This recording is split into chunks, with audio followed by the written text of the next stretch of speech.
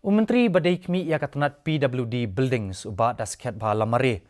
Ulaong ba dan kam setia ya ka Jingtohkit da katanat Tohkit CBI ha ka day bat ka Jingtua Jong ka Tnum Pyllun Jong ka Ïingdorbar Thawa ka blang snat menta hamau diang. Habakren syakinong patai kubor uba lamare. Ulaong ba dan kam ya ka Jingtohkit CBI namarba ka ni kalongkat kum ka kaipot Jong ka Indian Institute of Technology Guwahati. Kamdan kanu ka jingduna ni jingtko ha kitiar kitar lani ha karu kompen wandur yak ni Tnum.